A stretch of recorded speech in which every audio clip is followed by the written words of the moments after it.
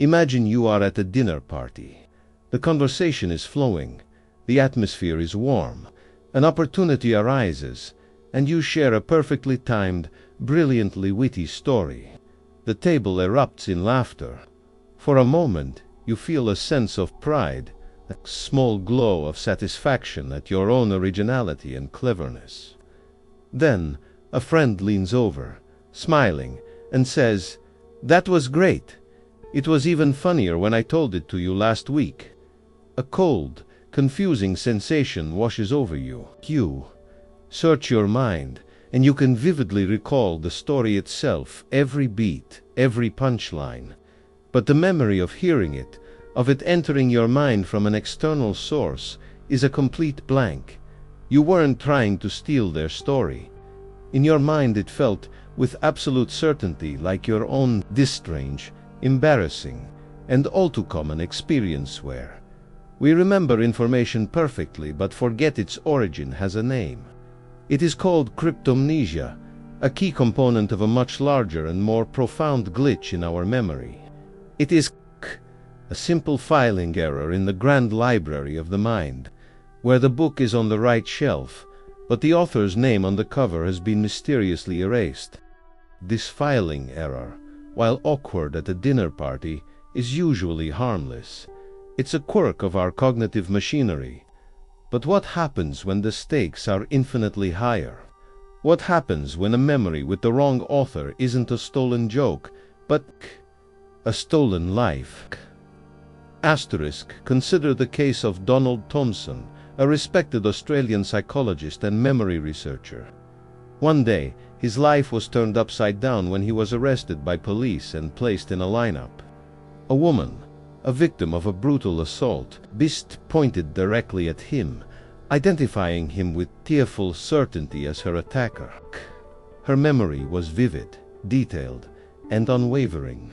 The face of her assailant was seared into her mind, and that face was Donald Thompson's. There was just one insurmountable problem. Thompson had an airtight alibi.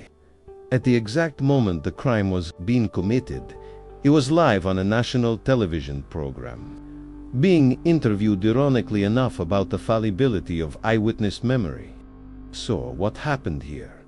The victim was not lying. Her memory of Thompson's face was, in fact, incredibly strong and accurate, but her brain had made a catastrophic filing error.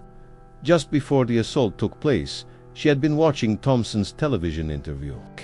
In the trauma and chaos of the attack, her brain correctly recorded the details of the crime and correctly recorded the details of Thompson's face, but it failed to correctly link each piece of information to its proper source. It took the memory of Thompson's face from one context, a safe, passive experience of watching television, and tragically misattributed it to the context of the violent assault. It pasted the face of an innocent man onto the memory of a guilty one. This is a terrifying real-world demonstration of source misattribution. These two stories, the stolen joke and the innocent man, are not isolated, freak occurrences. They are dramatic examples of the fourth of the 7 sins of memory, as classified by psychologist Daniel L. Schacter. This is misattribution, and with it we move into a new, more unsettling category of memories, failures. The first 3 scenes we explored, transience, absent-mindedness, and blocking, were all scenes of omission. They were about forgetting. They were about memories that were either faded, never formed, or temporarily inaccessible. But misattribution is our first sin of commission. It is not about an absence of memory. It is about the presence of a memory that is dangerously, fundamentally flawed. It is a memory that is present, but broken, corrupted. It is a truth with the wrong address, a story with the wrong author, a face with the wrong past. It is the sin that occurs when our brains what is right, but its where, when, or who is completely wrong. In this episode, we will dissect this profound and unsettling sin. We will investigate the different phases of misattribution, from a simple source confusion to the bizarre phenomenon of false fame, where familiarity is mistaken for celebrity. We will journey deep into the laboratory to witness one of the most stunning magic tricks in all of psychology, a scientifically proven method for implanting a memory of something that never happened into a person's mind. We will then explore the neurological basis for this glitch, identifying the lazy detective in our frontal lobes that is supposed to check the sources of our memories but often fails to do its job. And finally, as always, we will ask the crucial FML question: why would our brains be designed with such a dangerous flaw? Is there a hidden, adaptive purpose behind our mind's sloppiness? Or are we all just unreliable narrators of our own lives, telling stories we can't truly trust? To understand how a memory can become so profoundly mislabeled, how a joke can be mistaken for an original thought, or an innocent man's face can be pasted onto the scene of a crime, we must venture inside the chaotic police precinct of the brain here. Within this bustling headquarters, two key officers are responsible for every case, every memory you file. Their dysfunctional partnership is the source of this sin. Let's meet them. First, we have the evidence collector. This officer is brilliant, tireless, and has an almost perfect memory for detail. They are the first on the scene of any experience. They bag up every piece of evidence: the what, a face, a fact, a story, the where, the location, the when, the time, and the how, the emotional context. This officer's domain is the lobus temporal, the temporal lobe, a region on the side of your brain that includes the hippocampus. This part of your brain is a master at absorption. It collects raw data with incredible fidelity. It remembers the joke. It remembers the face on the television. It remembers the details of the assault. It is a world-class collector of information. But collecting evidence is only half the job. Once the evidence bags are brought back to the precinct, they must be properly labeled, catalogued, and filed by the second officer. This is the lead detective. The detective's job is not just to see what was collected, but to ask the critical questions of context. Where did this piece of evidence come from? Is it relevant to this case? Who was the source?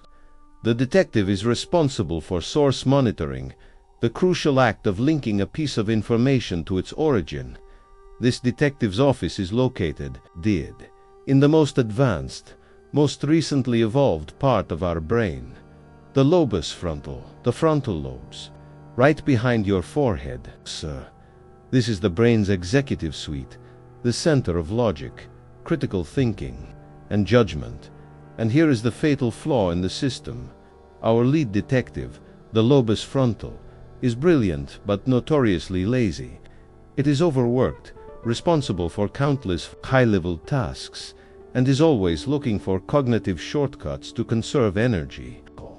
While the evidence collector down in the temporal lobe is diligently bagging up every single detail, the apathetic detective upstairs often glances at the evidence bag, shrugs, and says, "Eh, looks familiar enough," before tossing it into an unsolved case file without properly labeling the source. Misattribution is the direct result of this procedural negligence. It is a crime of cognitive laziness, a case gone cold because the lead detective couldn't be bothered to do the paperwork. There is no better illustration of this lazy detective at work than a bizarre and fascinating phenomenon known as the false fame effect, first demonstrated in the lab by the psychologist Larry Jacobi. The experiment is simple, but its results reveal the inner workings of our flawed mental precinct. Imagine I show you a long list of made-up, non-famous names. One of them is Sebastian Weisdorf. You read the list once and then go about your day. Okay. The next day, I bring you back into the lab and show you a new list. This one mixed with genuinely famous names like Tom Hanks and some of the non-famous names you saw yesterday, including Sebastian Weisdorf. I ask you a simple question for each name. Is this person famous? Here's what happens. For Tom Hanks, You get an immediate, confident yes. But what about Sebastian Weisdorf? A strange thing occurs. The name feels familiar. You've seen it somewhere before. You have a vague sense of recognition. No, the evidence collector, your temporal lobe, has done its job perfectly. It sends the data upstairs to the lead detective, your frontal lobe, with a note. We've seen this name before. It's in our records. Now, the detective has to do its job. It has to perform a source check. It should ask the critical question. Where did we see this name? Was it on a movie poster? In a news headline? Was it on that boring list of names we read in this lab yesterday? But our detective is lazy. Performing a full source check is hard work. It requires significant cognitive effort. It's much easier to take a shortcut. The detective relies on a simple, flawed piece of logic. If it feels familiar, it's probably important. Famous people feel familiar. Therefore, this familiar-feeling name must belong to a famous person. And so, you confidently answer, yes, Sebastian Weisdorf is famous. You have just experienced the false fame effect. You have perfectly remembered the content, the name, but you have completely misattributed its source. You mistook the mundane familiarity of seeing a name on a list for the earned familiarity of genuine celebrity. Your lazy frontal lobe didn't bother to check the evidence log. This isn't just a quirk, Git. It's a fundamental principle of how our brain conserves energy. The brain operates on a good enough principle. In most everyday situations, knowing the gist of something is sufficient. It doesn't usually matter if you heard a piece of trivia from a friend or a podcast. Excited brain, therefore, doesn't waste precious metabolic resources on rigorously source tagging every single piece of data it encounters. It's a feature, not a bug, designed for efficiency. But this efficiency creates a critical vulnerability. Here creates an opening for misattribution errors that can range from the comically embarrassing to the catastrophically unjust. The story gets even more interesting when we look at aging. Studies consistently show that older adults are even more susceptible to the false fame effect and other source misattribution errors than younger adults. This isn't because their memory storage is necessarily worse. It's because the lead detective, the frontal lobes, is one of the first brain regions to show decline in function with age. The brain's executive control and critical thinking skills can become less sharp. The lazy detective becomes even lazier, more prone to taking shortcuts, and less likely to perform the effortful work of checking the source of a memory. It's a perfect storm where a still decent evidence collector is paired with a detective who is nearing retirement and simply doesn't have the energy to follow up on every lead anymore. This dysfunctional partnership between our brain's diligent collector and its lazy detective lies at the heart of misc. It is a sin born from a trade-off between efficiency and accuracy. Our brain prioritizes a fast, fluid, good enough understanding of the world over a slow, cumbersome, and perfectly accurate one. Most of the time, this system works beautifully, but sometimes, when the stakes are high, the detective's laziness can lead to a profound miscarriage of mental justice, causing us to confidently remember a truth that is, in fact, dangerously misplaced. We have now seen how the brain's lazy detective can mislabel the evidence, mistaking a familiar name for a famous one, or pasting an innocent face onto a guilty memory. These are sins of context, of flawed paperwork in the mind's police precinct. But now, we must journey deeper into the strange landscape of misattribution, to a place where the sin is not just a filing error, but an act of pure, unintentional fabrication. We are about to witness one of the most stunning and reliable magic tricks in all of cognitive psychology. Trick that doesn't use smoke or mirrors, but instead exploits a fundamental feature of your own mind to make you, with absolute certainty, remember something that never ever happened. This is not a rare occurrence that affects only a few. This is a cognitive illusion so powerful that it works on the vast majority of people time and time again. It was first hinted at in the 1950s by a researcher named James Dease, and later revived and perfected by Henry Roediger and Kathleen McDermott. The experimental setup, now known as the Dease-Roediger-McDermott or DRM paradigm, is deceptively simple.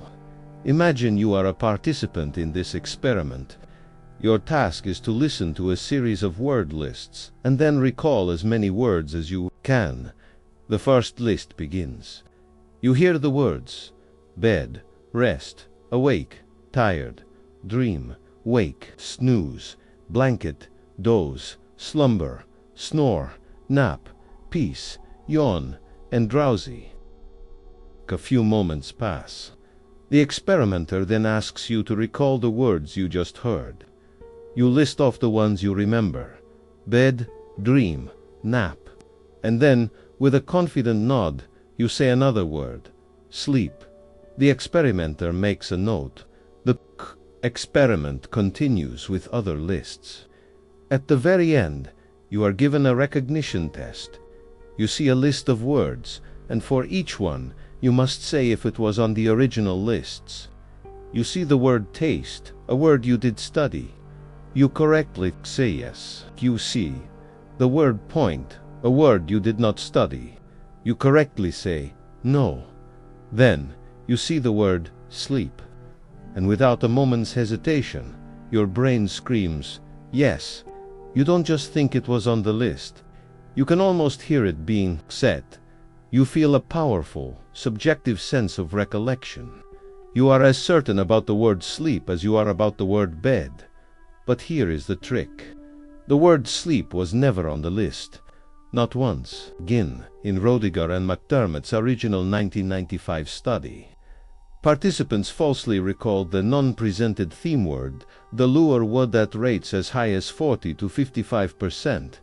On the recognition test, the results were even more staggering. Participants falsely recognized the lure word approximately 80% of the time, a rate that was statistically indistinguishable from their correct recognition of words that were actually on the list. This wasn't a simple mistake. It was a high-fidelity, artificially generated memory. What is happening here? How can our brains so consistently and confidently create a memory from thin air? The answer lies in the way our minds process information. Our brain is not a simple recording device, capturing every detail like a stenographer. It is a meaning-making machine. It is obsessed with finding patterns, making connections, and understanding the gist or the core essence of an experience. When you were presented with that list of words, your brain didn't just passively record each individual word. It actively and subconsciously performed an analysis. It recognized that bed, rest, awake, and dream all belonged to a single, powerful, unifying concept. That concept was sleep. Let's return to our analogy of the lazy detective. The evidence collector, the temporal lobe, did its job. It collected all the individual words, but the lead detective, the frontal lobe, in its pursuit of efficiency, didn't bother to catalog every single piece of evidence individually. Instead, it looked at all the evidence bags on its desk and wrote a single summary title for the case file, the sleep case. The gist of the list was so overwhelmingly about sleep that the brain stored the concept of sleep even more strongly than it stored many of the actual words on the list. So, when the experimenter later asks you to recall the list, your brain doesn't meticulously check the original evidence log. That's too much work. It simply pulls up the case file labeled the sleep case and reports on its contents. And what's the most important thing in that file? The theme itself: sleep. The brain reports on the gist it created, misattributing the concept it generated for a memory it actually perceived. The most fascinating and unsettling part of this phenomenon is the subjective experience of the participants. They weren't just guessing, They were remembering. In follow-up studies, researchers asked participants to specify how they remembered an item. They were given two options. A no response meant they were sure the word was on the list, but they didn't have a specific memory of hearing it. It just felt familiar. A remember response, however, was much stronger. It meant they had a specific, detailed, conscious recollection of the moment the word was presented. They could almost hear it in their mind's ear. The stunning result was that participants gave as many remember responses to the false lure, word, sleep, as they did to the words that were actually presented, bed. Their brains had not just created a sense of vague familiarity, they had manufactured a complete, high-fidelity, and utterly false sensory experience. They had created a memory of a ghost. This laboratory magic trick has profound and chilling implications for the real world. It demonstrates that our memories are fundamentally constructive. Every time we recall a past event, we are not playing back a video. We are rebuilding the event from scratch, using stored pieces of information. And in that process of reconstruction, our brain will seamlessly fill in the gaps with what makes sense, with what fits the gist of the story. This is why two people can have vastly different, yet equally confident, memories of the same conversation. Each person's brain stored the gist of the interaction and later reconstructed the specific details, often in a way that aligns with their own beliefs and feelings.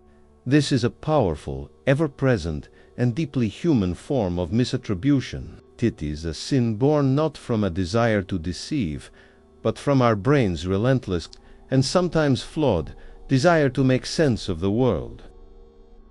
We have now journeyed through the unsettling landscape of the misattributing mind. We've seen how a stolen joke and an innocent man's wrongful accusation sprang from the same root cause. We've met the lazy detective in our frontal lobes, the overworked officer who prioritizes efficiency over accuracy, often failing to check the source of the evidence presented by the diligent collectors in our temporal lobes.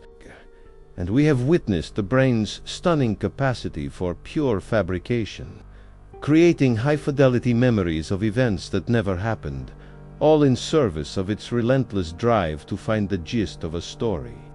The evidence is clear. The case file is thick. Our minds are, by design, unreliable narrators. The apathetic detective in our head consistently makes crucial errors, leading to a distorted record of our own past. To leave the investigation here would be an act of cognitive nihilism. It would be to conclude that we are simply helpless puppets, our strings pulled by a flawed and lazy neurological master. But that is not the purpose of this lab. The purpose of a diagnosis is not to pronounce a terminal illness, but to prescribe a course of treatment. If the problem is a lazy detective, then the solution is not to fire him, we can't. The solution is to put him through a rigorous training program. We can't change the fundamental architecture of our brain, but we can consciously adopt new strategies and mental habits that force our lead detective to be more diligent, more critical, and less prone to disastrous shortcuts. This is the antidote to misattribution. It is not a pill or a magic trick. It is the conscious, effortful, and ultimately, empowering act of becoming a better detective of your own mind. The first principle of this new training regimen is simple, yet requires a radical shift in how we interact with our own thoughts. We must learn to check the evidence tag. Imagine a real police precinct. When a piece of evidence is collected, from a crime scene, a fingerprint, a weapon, a fabric is immediately placed in a bag and tagged. The tag contains the most crucial metadata, the date, time, and location of collection, and the officer who collected it.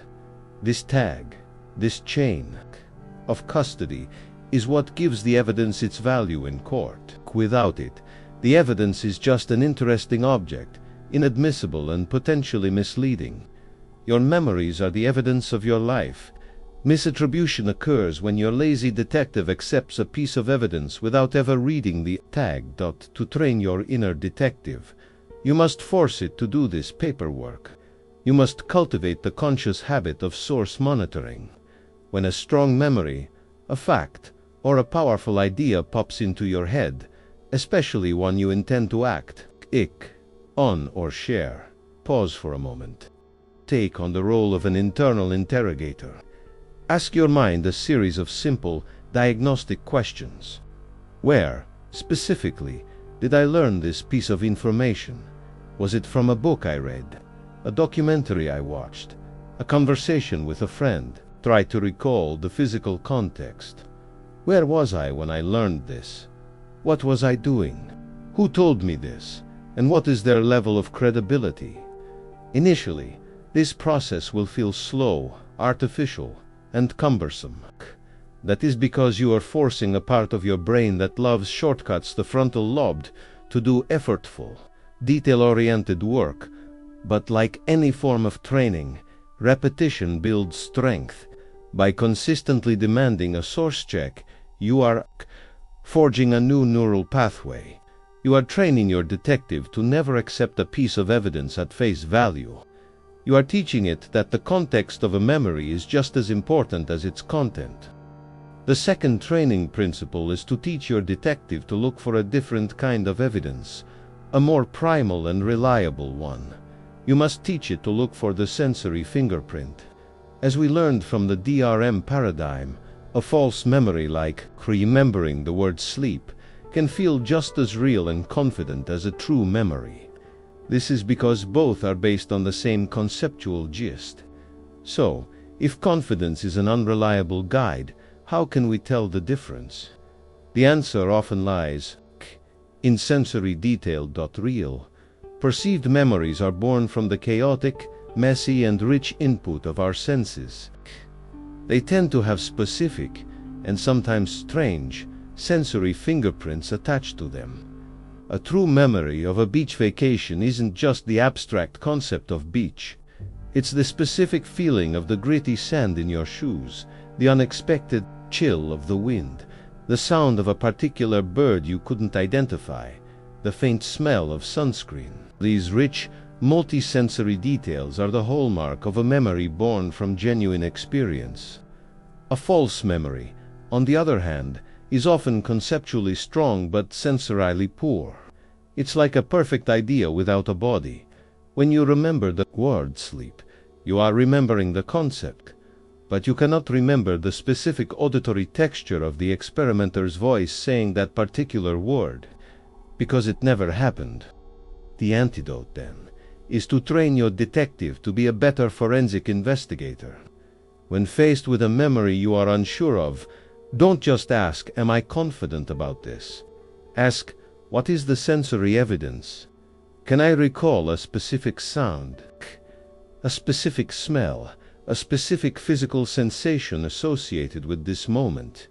If the memory is purely conceptual, a clean idea without any of the messy, rich, and sometimes weird sensory details of real life, it should be treated with a higher degree of suspicion. You are teaching your mind to distinguish between the ghost of an idea and the flesh and blood of an experience. Finally, the third and most crucial training principle is a philosophical one. It is the adoption of radical humility or healthy skepticism. The core problem revealed by the false fame effect is that our brains are hardwired to mistake a feeling of familiarity for a confirmation of fact. We are all cognitive narcissists, biased towards believing that if a thought feels fluent and easy to process, it must be true and it probably originated with us. The antidote is to consciously sever this flawed connection. It is to learn, at a fundamental level, that the subjective feeling of certainty is one of the most unreliable narrators in our minds. This requires a constant, active state of intellectual humility. It means accepting that your memory is not a pristine archive, but a deeply flawed and creative storyteller. It means that when you are in an argument and you are 100% certain of what someone said, You leave open the small, critical window of doubt that your brain might have only stored the gist of their words and has since reconstructed them to fit your own narrative. It means that when a brilliant original idea pops into your head, you have the humility to perform a quick mental source check or even a Google search before claiming it as your own. This is not about living in a state of paranoid doubt. It is about becoming a more responsible and accurate thinker. It is about understanding that true intelligence is not about being right all the time. It is about having rigorous systems in place to catch yourself when you are wrong.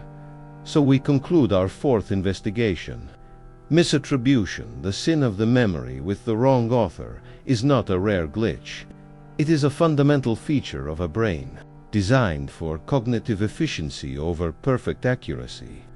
Our minds are built to create meaning, to find the gist, to tell a coherent story even if it means occasionally playing fast and loose with the facts. The detective in our head is, by nature, lazy. But it is not unprofitable. By consciously checking the source tags of our memories, by looking for their sensory fingerprints, and by cultivating a healthy skepticism towards our own feelings of certainty, we can become better partners with our own minds. We can't fire the lazy detective, but we can send him to the academy, train him to be more diligent, and in doing so, become more honest and reliable narrators of our own lives. Thank you for joining this investigation in the lab. This sin of memory is one we all commit. So we have an interactive question for you. Have you ever had a memory, a story, a fact, or an idea that you were certain was yours, only to discover it came from a completely different source? Share your story of misattribution in the comments below. Subscribe for more deep dives into the strange and intricate machinery of what makes us human. Until next time, stay curious